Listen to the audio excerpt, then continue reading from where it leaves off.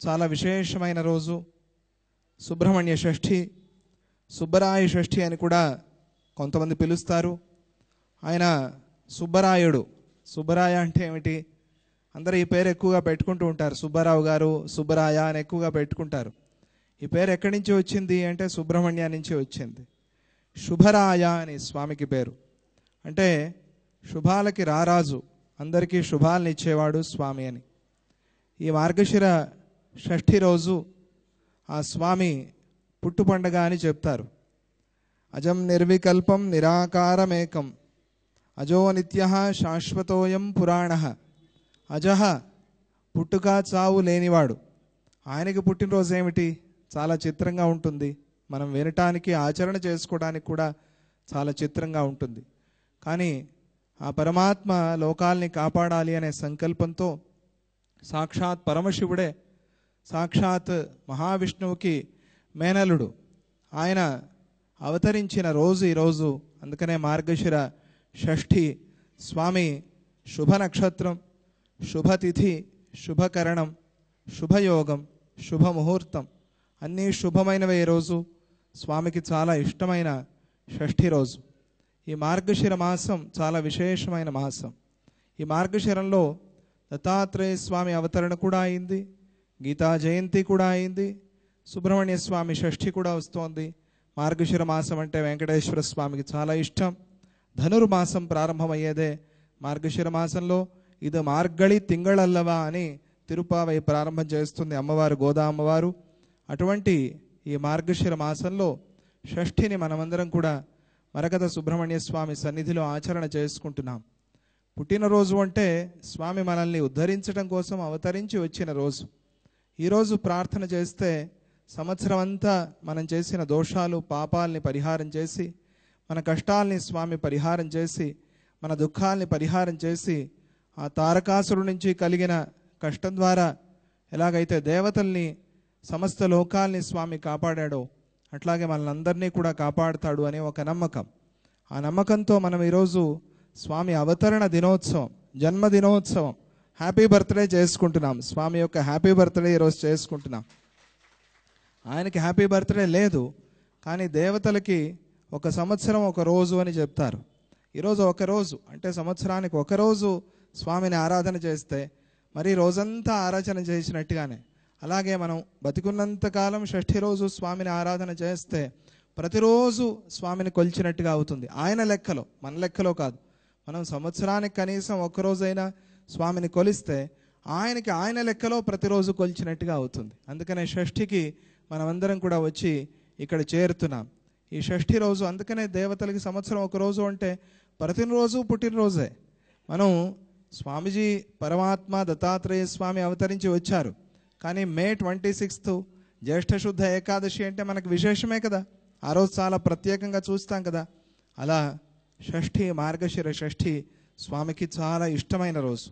ఈరోజు స్వామి అవతరించి అసుర సంహారం చేయటం మాత్రమే కాక మనల్ని కాపాడటం కోసం మనకందరికీ కూడా జ్ఞానాన్ని, ఐశ్వర్యాన్ని, ఆరోగ్యాన్ని స్వామి అనుగ్రహిస్తున్నాడు. స్వామిని ఎవరైతే ఆరాధన చేస్తారో వారికి మొదటిగా ఈ చెవి బాధలన్నీ కూడా పరిహారం అవుతాయి అని చెప్తారు. చక్షుహు, కంటికి సంబంధించిన రోగాలు పరిహారం అవుతాయి. మాట లేని వాళ్ళకి, మాట్లాడలేని వాళ్ళకి, మాటలున్నా కూడా సరిగ్గా మాట్లాడలేని వాళ్ళకి మంచి మాటలు ఇచ్చి స్వామి కాపాడుతాడు అని చెప్తారు. అలాగే ప్రాణశక్తి అంటే మనం ఊపిరాడే విషయంలో ఉన్న కష్టాల్ని స్వామి పరిహారం చేస్తాడు. తలనొప్పి, తలబాధ ఇటువంటి వాటిని స్వామి పరిహారం చేస్తాడు. చర్మ వ్యాధుల్ని స్వామి పరిహారం చేస్తాడు. నరనాడీ మండలానికి సంబంధించిన రోగాల్ని స్వామి పరిహారం చేస్తాడు.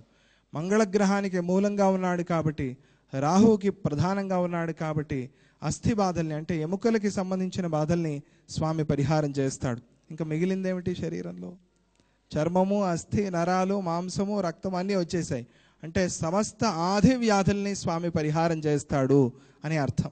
ఈరోజు ఎవరైతే స్వామిని కొలుస్తూ ఉన్నారో, స్వామికి అభిషేకం చేసిన సమస్త ద్రవ్యాలు, స్వామికి అభిషేకం అంటే చాలా ఇష్టం. ఎందుకు ఇంత దీర్ఘంగా అభిషేకం చేసుకున్నామంటే ఏదో అంగళ్ళలో దొరికేదే, కానీ మనం భక్తిగా మోసుకొచ్చి, కావడీ సేవ భక్తిగా మోసుకొచ్చి స్వామికి అర్పణ చేసి అక్కడెక్కడి నుంచో తెచ్చిన దాన్ని మనం భక్తిగా కావడిలో పెట్టి స్వామికి అర్పణ చేసి దాంతో అభిషేకం చేస్తున్నాం. ఎలాగైతే పిల్లలకి ఆ చిన్నతనంలో ఇంకా రోజులు నిండని పిల్లలకి స్నానం చేయిస్తారో అలా స్వామికి అభిషేకం చేయటం. అలా ఎవరైతే స్వామిని దర్శనం చేస్తారో ఆ అభిషేకాలన్నీ చేయాలి. స్వామికి చాలా ఇష్టమైన ద్రవ్యాలు పంచామృతాలు, తర్వాత పంచాయనం, రసాయనం, తర్వాత వచ్చే నారికేళ జలం కానీ, ఫలోదకం కానీ, ఫల రసాయనం కానీ పళని నుంచి వచ్చింది. ఎవరో తీసుకొచ్చారు పళని నుంచి, రఘులాల్ వాళ్ళు తీసుకొచ్చారు. దాంతో కూడా స్వామికి ఈరోజు అభిషేకమైంది. తర్వాత మృత్తిక అంటే ఆయన సర్పరూపం. మనం చేసిన సర్పదోషాలన్నిటినీ కూడా స్వామి పరిహారం చేస్తాడు. అందరికీ సర్పదోషం ఉంది ప్రపంచంలో, ఏదో రకంగా సర్పదోషం. అంటే సర్పాలు ఆకాశంలో ఉన్నాయి, ద్యులోకంలో స్వర్గలోకంలో ఉన్నాయి, భూమి మీద ఉన్నాయి. సర్పాలు లేని చోటు లేదు. మొన్న నాసా వాళ్ళు ఒక ఫోటో తీస్తున్నప్పుడు వాళ్ళకి ఆకాశంలో సర్పాలు కనిపించాయట. చాలా ఆశ్చర్యపోయాయట. చాలా ఫోటోలు తీశారట, కొన్ని వేల ఫోటోలు. వాళ్ళు ఎప్పుడు ప్రతి సెకండ్ ఫోటో తీస్తూ ఉంటారు, ఏ కొత్త గ్రహం కనిపిస్తోందో అని. నాసాలో ఇదే పని. మన కొంతమంది పిల్లలు దత్తభక్తులు కూడా నాసాలో పని చేస్తున్నారు. మన సత్యనారాయణ రాజు అబ్బాయి, యతిరాజు, ఇటువంటి వాళ్ళు అక్కడ ఉన్నారు. చాలామంది అక్కడ పని చేస్తున్న వాళ్ళు ఉన్నారు. ప్రతి సెకండ్కి కొన్ని వేల ఫోటోలు తీస్తూ ఉంటారు నాసా వాళ్ళు. అలా మన ఫోటో తీస్తున్నప్పుడు సర్పాలు కనిపించాయట. ఇదేంటి సర్పాలు చాలా చిత్రంగా, ఆకాశంలో సర్పాలు ఏమిటి? ఫోటో మళ్ళీ మళ్ళీ తీస్తే మళ్ళీ మళ్ళీ కనిపించిందిట. మీరు చూడొచ్చు, అది ఇంటర్నెట్లో కూడా ఉంది. అందుకని వాళ్ళకి అర్థం కాక మన భారతదేశానికి ఫోన్ చేశారట, ఎక్కడో తమిళనాడుకి. వాళ్ళు అన్నారట, ఎప్పుడో చెప్పాం కదా మేము వేదాల్లో, ఏ అంతరిక్షే ఏ దివి ఏ తేభ్య సర్పేభ్యో నమః, ఏవైతే అంతరిక్షాల్లో ఉన్నాయో, ద్యులోకంలో ఉన్నాయో, భూలోకంలో ఉన్నాయో ఆ సర్పాలకి నమస్కారం అని ఎప్పుడో చెప్పాం కదా మేము, మాకేం ఆశ్చర్యం లేదు అన్నారట. దీన్ని ఆశ్రయించారు వాళ్ళు అని చెప్పి అక్కడ పేపర్లో కూడా వేశారు. అలా అందరికీ సర్పదోషం, ఏదో రకంగా సర్పదోషం. మనం ఊపిరాడేప్పుడు కావచ్చు, మనం భోజనం చేసేటప్పుడు కావచ్చు, నీళ్లు తాగేటప్పుడు కావచ్చు, ఇల్లు కట్టేటప్పుడు కావచ్చు, ఆలయం కట్టేటప్పుడు కావచ్చు, ఏదైనా నిర్మాణంలో సరే, వ్యవసాయం కానీ వ్యాపారం కానీ, ఏదో రకంగా పాములకి ఇబ్బంది అవుతోంది, ఏదో రకంగా సర్పాలకి ఇబ్బంది అవుతోంది. తెలిసి తెలియక, కొంతమంది కావాలనే ఇబ్బంది కలిగిస్తారు, కొంతమంది పాపం తెలియక ఇబ్బంది కలుగుతుంది. అలా ఇబ్బంది కలగటంతో మనకి సర్పదోషం వస్తుంది అని చెప్తారు. స్వామీజీ బెంగళూరులో ఆశ్రమం కట్టేటప్పుడు అక్కడ నాగప్ప, రోజు పెద్ద నాగప్ప వచ్చేవాడు. అక్కడ శంకుస్థాపన అంతా వేసి ఫౌండేషన్ వరకు వేశారు. స్వామీజీ వెళ్ళారు అక్కడికి. నా చిన్నతనం ఈ రోజుకి చాలా గుర్తు నాకు. అక్కడ మన భాగవతులు గారు, కృష్ణమూర్తి గారు అని ఉండేవారు. కృష్ణమూర్తి గారు, ఆయన తహసీల్దార్ ఎవరు, కృష్ణమూర్తి గారు, తర్వాత నరసింహన్ గారు, కృష్ణభట్ గారు, వీళ్ళందరూ వచ్చారు. వచ్చి స్వామీజీ, కృష్ణస్వామి గారు ఉన్నారు, చాలా భయంకరమైన సర్పం ఒకటి కనిపిస్తోంది, మాకు చాలా భయం అవుతోంది అని. అవును, ఇదంతా సర్పాలదే, ఏది సర్పం కానిది భూమి ఏది ఉంది, అందుకనే ఆ స్వామికి ఈరోజు నేను శాంతం చేస్తాను అని ఒక నిమ్మకాయ తీసుకుని అట్లా దొర్లించి, అప్పా నాగప్ప, ఈరోజు నుంచి నువ్వు ఇక్కడ రావద్దు, నీకు ఒక స్థలాన్ని ఇస్తున్నాను అని చెప్పారు స్వామీజీ. అదంతా అందరికీ ఆశ్చర్యంగా కనిపించింది, తమాషగా కూడా ఉండింది. తరువాత మరుసటి రోజు నుంచి ఆ నాగప్ప కనిపించలేదు అని చెప్పారు వాళ్ళంతా. ప్రతిరోజు వచ్చే నాగప్ప అక్కడ కనిపించలేదు. అట్లా సర్ప దోషాన్ని పరిహారం చేసుకుని మనం కట్టడాలు కట్టాలి. కానీ కడుతున్నామా? లేదు. చాలా సర్పదోషాలు అవుతున్నాయి. మన తాతలు ముత్తాతలు చేసిన సర్పదోషం కూడా మనకి వస్తుంది.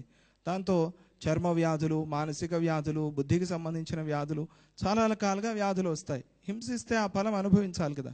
ఆ సర్పదోషం పోవటం కోసం స్వామికి మృత్తికతో అభిషేకం చేయాలి అని చెప్తారు. ఈరోజు మృత్తికతో అభిషేకం చూశారు కదా, పూర్తిగా మృత్తికగా సర్పమే అయిపోయాడు ఆయన. సర్పస్వరూపంగా ఈరోజు మనకి సుబ్రహ్మణ్య స్వామి దర్శనం ఇచ్చాడు. అలా సర్పరూపంలో దర్శనం చేసుకుని ఆ మృత్తికని తర్వాత మీకు ఇస్తారు, ఆ ప్రసాదంలో మృత్తిక ఉంటుంది. దాన్ని తీసుకుని నీళ్లలో కలిపి ప్రతిరోజు మంగళవారం, శుక్రవారం, పూర్ణిమ, అమావాస్య, ఈ 4 చాలా ముఖ్యమైన రోజులు. ఈ 4 రోజుల్లో స్నానం ముందు రాసేసుకుని స్నానం చేయటం, లేదా స్నానం అయిన తర్వాత కొద్దిగా ఈ చెవి వెనకాల ఆ మృత్తికని ఈ వెన్నుపూస మీద ఎక్కడ నొప్పి ఉందో అక్కడ ఆ మృత్తికని రాసుకోవటం, ఈ హృదయం దగ్గర కొద్దిగా మృత్తిక పెట్టుకోవటం, ఇది చాలా ముఖ్యం, చాలా అవసరమని సుబ్రహ్మణ్య ఉపాసకులు చెప్తారు. ఈరోజు ఆ కుక్కే సుబ్రహ్మణ్యలో మృత్తిక కోసం చాలా పెద్ద పోరాటమే జరుగుతుంది. అంత మృత్తికను తీసుకుంటారు. అక్కడి నుంచి మృత్తిక తెప్పించి సప్త మృత్తికలు కలిపి, సప్త మృత్తికలు అంటే ఏమిటి అని తర్వాత చెప్తాను. చాలా విశేషమైన మృత్తికలు, 7 రకాల మృత్తికలు, 7 రకాల మన్ను తెప్పించి వాటిని కలిపి స్వామికి ఈరోజు అభిషేకం చేయడం జరిగింది. ఆ మృత్తికని మీకు ఇస్తారు. మరకత స్వామిని ఇక్కడ పెట్టారు స్వామిజీ. మరకత మైల్ గురించే విన్నాం మనం. நாங்கள் எங்கே கேட்டால் கூட மரகத மயில் பற்றி தான் கேட்போம். அருணகிரிநாதர் மரகத மயில் பற்றி பாடியிருக்கார். ஆனால் மரகத சுப்பிரமணியர் பற்றி, மரகத முருகர் பற்றி அவர் கூட பாடல. இங்கே மட்டும் மரகத சுப்பிரமணிய சுவாமி இருக்கார். அப்படிப்பட்ட విశేషமான క్షేత్రం. మరకత మైల్ గురించి అరుణగిరినాథర్ పాడారు. మరకత సుబ్రహ్మణ్య, మరకత మురుగా అని పాడలేదు ఆయన. ఇక్కడ మనం దత్తపీఠంలో స్వామిజీ ప్రతిష్ఠ చేసిన మరకత సుబ్రహ్మణ్య స్వామిని చూస్తున్నాం. చాలా విశేషం. మరకతం అంటే అకాల మృత్యువుని పోగొట్టే స్వామి అని అర్థం. మర అంటే మరణం, దాన్ని కథ అంటే కట్ చేసేవాడు అని, మరణాన్ని పోగొట్టేవాడు అని అర్థం. మరకత అంటే అర్థం అది. మరకత సుబ్రహ్మణ్య స్వామి. ఆ మరకతానికి స్పర్శ అయిన మృత్తిక, మృత్తికే విశేషమైంది. ఆ మరకత శిల స్పర్శతో మృత్తికా ప్రభావం ఇంకా పెరిగిపోతుంది. అందుకనే ఏది పడితే అది మనం వాడకూడదు. పూజల్లో కానీ, మనం స్నానం చేసేప్పుడు కానీ, భోజనంలో కానీ ఇష్టం వచ్చిన పదార్థాలు వాడకూడదు. ఎందుకంటే ప్రతి ఒక్క పదార్థానికి ఒక శక్తి ఉంటుంది. కంచు ఒక శక్తి, తామ్రం ఒక శక్తి, వెండి ఒక శక్తి, బంగారం ఒక శక్తి, చెక్క పాత్ర అది ఒక శక్తి. ఇట్లా ఒక్కొక్క దానిలో ఒక్కొక్క శక్తి ఉంది. ఏ శక్తి లేనిది స్టీల్ పాత్ర. అది ఏ శక్తి తీసుకోలేదు పాపం, అది ఏ దోషము లేదు. కాబట్టి ఇనుము మంచిది కాదు, స్టీల్ పర్వాలేదు అన్నారు. అందుకనే స్టీల్ వాడుతున్నాం. ప్లాస్టిక్ భయంకరమైంది, ఘోరమైంది. ఆ ప్లాస్టిక్ మాత్రం వాడద్దు. ప్లాస్టిక్ పదార్థాల్లో తినద్దు, అది క్యాన్సర్కి మూలమవుతుంది అని చెప్తున్నారు. ఆ క్యాన్సర్ వచ్చేసి, ఆ ప్లాస్టిక్ వచ్చేసి మనకి నానా రోగాల్ని తెచ్చిపెడుతోంది. ఆ రోగాలన్నీ పరిహారం చేయవయా స్వామి అని ఆ స్వామినే ప్రార్థన చేస్తూ, ఆ మృత్తిక కూడా మీకు ఇస్తారు, ఆ విభూతి కూడా మీకు ఇస్తారు. ఆయన ఇక జయ యుద్ధానికి జయఘోష చేసి బయలుదేరుతున్నాడు. కాబట్టి తారకాసురుడి మీద ఆయనకి పుష్పాభిషేకం చేసి జయ జయ జయ జయ అని స్వామికి, సుబ్రహ్మణ్య స్వామికి, సుబ్రహ్మణ్య స్వామికి, సుబ్రహ్మణ్య స్వామికి అని ఆయన ఇంకా ఆ యుద్ధానికి పంపిస్తారు దేవతలందరూ కూడా. అందుకనే పుష్పాభిషేకం చేస్తారు. ఇట్లా రకరకాలు ఆ స్వామికి ఆయా ఘట్టాలని మనం గుర్తు చేసుకుంటూ అభిషేకం చేయటం. ఊరికేదో తమాషా ఆట కాదు. ఆట అయితే నేను ఎందుకు చేస్తాను, ఆట అయితే స్వామి ఎందుకు చేస్తారు కదా, రానే రారు అసలు. అది ఆట కాదు, దాంట్లో ఏదో రహస్యం ఉంది, దాంట్లో తత్వం ఉంది. మనం తెలుసుకోవాలి. మనకు అందని తత్వం అది, మనకి తెలియని తత్వం అది. అందుకనే ఒకరోజైనా సుబ్రహ్మణ్య స్వామిని కీర్తన చేస్తే, ప్రార్థన చేస్తే మన సమస్త రోగాల్ని ఆ స్వామి పరిహారం చేసి, అందరికీ కావాల్సిందే అదే కదా, రోగాలు పోవాలి, ఐశ్వర్యం కావాలి, జ్ఞానం కావాలి. మూడు స్వామి సన్నిధిలో ఉన్నాయి. అందరు దేవతలు స్వామిలో ఉన్నారు. స్వామి తర్వాత ఇంకా అవతారాలు లేవు. దేవతలు జన్మించడం అనేది లేదు. ఆయన చివరివాడు, అంటే దేవలోకంలో. తర్వాత ఆంజనేయ స్వామి, శ్రీరాముడు, కృష్ణుడు ఇవన్నీ అవతారాలు అయ్యాయి. అవతారాలు దేవతల్లో జన్మించిన స్వామి అంటే సుబ్రహ్మణ్య స్వామి చివర, తర్వాత ఇంకెవరు లేరు. అందుకనే ఆయన్ని ఆరాధన చేస్తే దేవతలందరినీ, దేవతామూర్తుల్ని, స్త్రీ దేవతల్ని, పురుష దేవతల్ని అందరినీ ఉపాసన చేసిన పుణ్యం, భాగ్యం వస్తుంది. అటువంటి సుబ్రహ్మణ్య స్వామి. అందుకని ఆయన ఇక్కడ క్షేత్రపాలకుడిగా, వెంకటేశ్వర స్వామి ఆలయానికి క్షేత్రపాలకుడిగా ఈశాన్యంలో స్వామిజీ ప్రతిష్ఠ చేశారు. ఆశ్రమానికి క్షేత్రపాలకుడిగా మన కార్యసిద్ధి ఆంజనేయ స్వామి ఉన్నారు. ఈ అంటే రెండు ఒకటే, కానీ ఈ క్షేత్రానికి ఇలా కాంపౌండ్ కట్టారు కాబట్టి అందరికీ ఆ స్వామి వేలాయుధాన్ని పట్టుకుని రక్షణనిస్తాడు. కాబట్టి ఆయన ఇక్కడ క్షేత్రపాలకుడిగా ఉన్నారు. ఆశ్రమంలో మన కార్యసిద్ధి ఆంజనేయ స్వామి క్షేత్రపాలకుడిగా ఉన్నాడు. క్షేత్రపాలకుడిని ఈరోజు మనం ఆరాధన చేశాం. క్షేత్రం అంటే మన శరీరం. శరీరం అంతా కూడా బాగా ఉండని, రోగాలన్నీ పరిహారం అవని, అందరికీ కూడా మంచి జ్ఞానాన్ని ఆ స్వామి అనుగ్రహించని, గురుభక్తిని అందరిలో కూడా ఆ స్వామి పెంచని అని అందరి తరఫున ఆ స్వామిని ప్రార్థన చేస్తూ, ఇప్పుడు నైవేద్యం అయిన తర్వాత ప్రసాదాలు తీసుకుని మనం పై కార్యక్రమాలకి వెళదాం. శ్రీచక్రార్చన కూడా ఇక్కడే చేసుకుని తర్వాత మహామంగళహారతి దర్శనం చేసుకుందాం. సాయంత్రం దీపోత్సవం కూడా ఉంటుంది ఇక్కడ. అందరూ వచ్చి ఆ దీపోత్సవాన్ని కూడా దర్శనం చేసుకోండి. Today is a very special day, very auspicious day to pray lord Subrahmanya. Pray with full heart. He will remove all your sins, all your problems, all your sorrows, and let Subramanya Swami bestow all the good things to you. Jai Gurudatta, Shri Gurudatta.